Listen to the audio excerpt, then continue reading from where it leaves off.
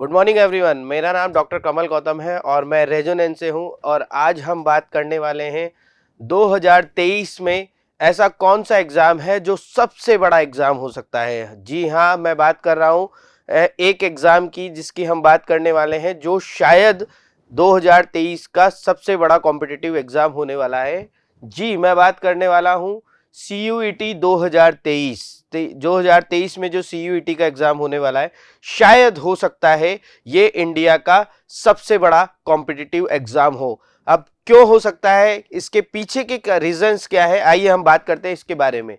तो ये तीनों जो मैं बात कर रहा हूं वो आपसे बात कर रहा हूं कि जेई मेन में 10,26,799 कैंडिडेट्स ने एप्लीकेशन फॉर्म भरा था। नीट यूजी में 18,72,343 कैंडिडेट्स ने एप्लीकेशन फॉर्म भरा था और CUET यूजी में 14,90,293 कैंडिडेट्स ने एप्लीकेशन फॉर्म भरा था। तो इससे कैसे अंदाजा लगाया जा सकता है कि शायद CUET सबसे बड़ा एग्जाम हो 2023 में। आइए हम उसी पॉइंट पे बात करते हैं, उसी के बारे में बात करते हैं। तो मैं आपको सबसे पहले बता दूं CUET 2022 की जो हाइलाइट्स है। CUET एग्जाम इसको कहा गया था और ऑनलाइन मोड में ये हुआ था। इसकी वेबसाइट हमने दे रखी है। NTA ने ही ये कंडक्ट करा था और इसके अंदर 44 सेंट्रल यूनिवर्सिटीज और 46 अदर यूनिवर्सिटीज ने पार्टिसिपेट किया था, जिसमें DU, BHU, JNU जैसी यूनिवर्सिटीज है जिन्होंने CUET में पार्टिसिपेट करा है।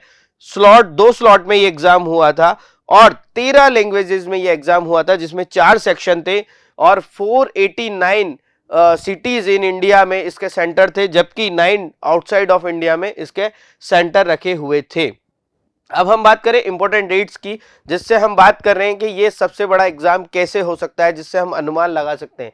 तो आप देखिए 6 अप्रैल को इसका एप्लीकेशन फॉर्म निकला था। मई में फिर इससे एप्लीकेशन विंडो ओपन की गई जो 27 मई से थी और 31 मई तक थी, फिर 23 जून से 26 जून तक थी। ठीक है, तो अप्रैल में इसका एप्लीकेशन फॉर्म निकला, फिर मई में इसके लिए एप्लीकेशन विंडो ओपन की गई। करेक्शन विंडो की बात करें, हॉल टिकट की बात करें, तो इसका एग्जाम जो हम बात कर रहे हैं वो अप्रैल में हुआ और अगस्त में इसका एग्जाम इसका अगस्त में हो गया। अगस्त सितंबर में इसका एग्जाम होने लग गए थे। तो आप देखिए कि एप्लीकेशन फॉर्म अप्रैल में, अगस्त में एग्जाम हो गए। ये कोई बड़ी बात नहीं है। इससे बड़ी बात यह है कि अप्रैल में जब CUET आया तो कई सारे ऐसे बच्चे थे जिन्हें पता ही नहीं था CUET है क्या, या इसमें कौन कौन सी यूनिवर्सिटीज पार्टिसिपेट कर रही है। या फिर हम बात करें तो इसमें बच्चों को सबसे बड़ी प्रॉब्लम थी कि किस तरह का इसका पैटर्न होगा, किस तरह से इसका एग्जाम होगा, इसमें कौन कौन सी यूनिवर्सिटीज पार्टिसिपेट कर रही है, इसके फॉर्म कब आए, कब निकले और कब चले गए, ये बच्चों को पता नहीं था। उसके बाद भी जो मैं आपको बताना चाह रहा था वो ये देखिए आप कि 14,90,293 293 बच्चों ने इसमें एप्लीकेशन फॉर्म भरे थे। और जब बच्चों को पता नहीं था और अप्रैल में स्टार्ट होके जो फॉर्म की डेट है और अगस्त में इसके एग्जाम हो गए, तो कई बच्चे ऐसे थे जो अप्रैल और मई जून में भी अपना एप्लीकेशन नहीं भर पाए क्योंकि वो अवेयर ही नहीं थे CUET के बारे में। पर अब सब बच्चों को पता लग गया है कि CUET एग्जाम क्या है। जो भी टॉप इंस्टीट्यूशन में जाना चाहते हैं, जो भी टॉप यूनिवर्सिटीज में जाना चाहते हैं, उनको सबको पता है CUET क्या है।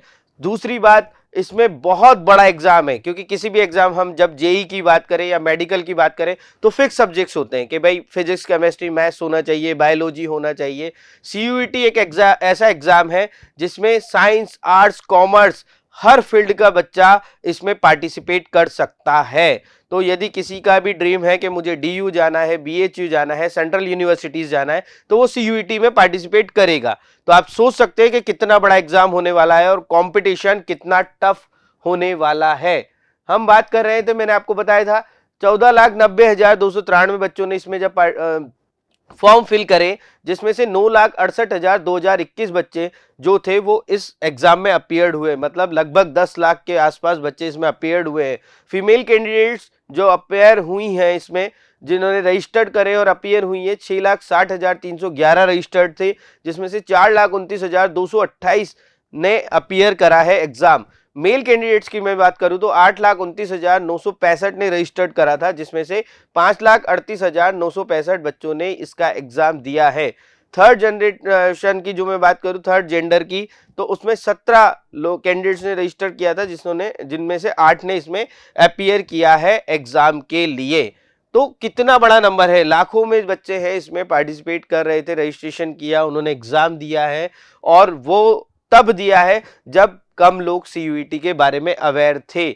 और अब जब सब अवेयर हैं तो आप देखिए कि किस कॉन्टेक्स्ट में हम बात करें तो किस बारे में बात करें, हम बात करेंगे उस बारे में कि जब लाखों बच्चे एग्जाम देते हैं, 15 से 18-20 जुलाई को लगभग 2.5 लाख बच्चे, फेज 2 में 2 लाख बच्चे, फेज 3 में लगभग 2 लाख बच्चे, फेज 4 में 3.25 लाख बच्चे लगभग, फेज 5 में 2 लाख बच्चे, फेज 6 में 2,86,000 बच्चे स्टूडेंट्स। जब इतने सारे बच्चे इसमें पार्टिसिपेट कर रहे हैं तो 2023 में जो सीयूईटी आने वाला है, आप मानिए इसका कंपटीशन बहुत ज्यादा टफ होने वाला है, बहुत ज्यादा टफ।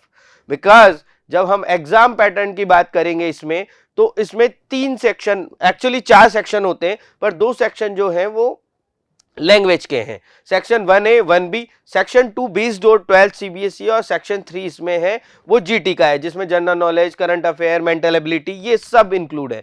तो हम बात करें कि इसमें क्यों टफ है, या ये किस तरह से इसमें टफ एग्जाम हम इसको बोल रहे हैं, तो उसका रीजन है कि लैंग्वेज, जो 2 लैंग्वेज है सेक्शन 1A और 1B में, आपको कोई एक लैंग्वेज लेनी है जिसमें 50 क्वेश्चंस होंगे, 40 आपको करने, डोमेन में 50 क्वेश्चंस में से 40 करने होते हैं, जीटी में 75 में से 60 क्वेश्चंस करने।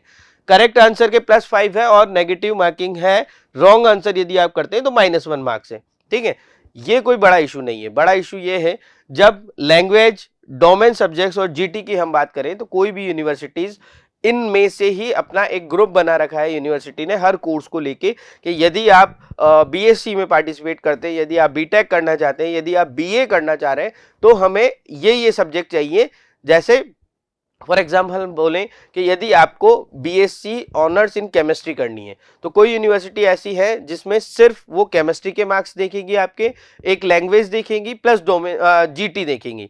ठीक है, तो वो 3 सब्जेक्ट दे देंगे। अब आपका फिजिक्स अच्छा है नहीं है, मैथ्स अच्छा है नहीं है, इससे उनको मतलब नहीं है।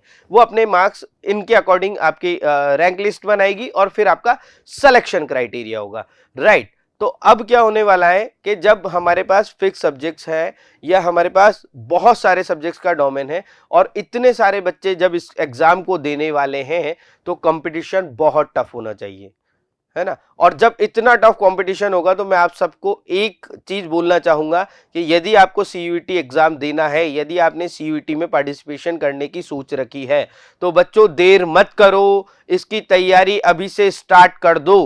बिकॉज बहुत सारी टेस्ट सीरीज आ गई है मार्केट में, बहुत सारी वर्कशॉप स्टार्ट हो चुकी है। हम खुद रेजोनेंस में हम वर्कशॉप बच्चों की स्टार्ट कर रहे हैं, हम टेस्ट सीरीज बच्चों की स्टार्ट कर रहे हैं, और उसका रीजन सीधा सीधा ये है कि जो लास्ट ईयर बच्चों ने देखा, उन्होंने कहा कि डोमेन सब्जेक्ट में तो जरूर एनसीईआरटी से रिलेटेड आया था, पर लैंग्वेज और जीटी ये बिल्कुल डिफरेंट था। तो इसमें आपका कंपटीशन बढ़ रहा है। दूसरा, जब हम डोमेन सब्जेक्ट की बात करें, चूंकि एनसीईआरटी बेस्ड ही था और पहली बार एग्जाम था, तो गवर्नमेंट ने सोचा कि भाई थोड़ा लिबरल बनाया जाए इसको, हो सकता है इस साल उससे कठिन एग्जाम हो। और बेटा जब बात करते हैं कि एनसीईआरटी सिलेबस ही आया या इससे रिलेटेड ही आया, तो आप सोच सकते हैं कि कितना टफ कंपटीशन होने वाला है, क्योंकि सब लोग इसको पढ़ेंगे, सब लोग जब इसको पढ़ेंगे, इसी पे बात करेंगे, तो वो कितनी तैयारी करेंगे। और आपका हो सकता है आपका एक क्वेश्चन गलत होने से भी आपको अपनी ड्रीम यूनिवर्सिटी से हाथ धोना पड़े। और उसके लिए सिर्फ हमें क्या करना है कि सिर्फ हम ये ना सोचें कि हम 12th की तैयारी कर रहे हैं तो सिर्फ हम 12th की तैयारी करते जाएं, सीयूईटी एग्जाम आएगा जब देखेंगे, नहीं।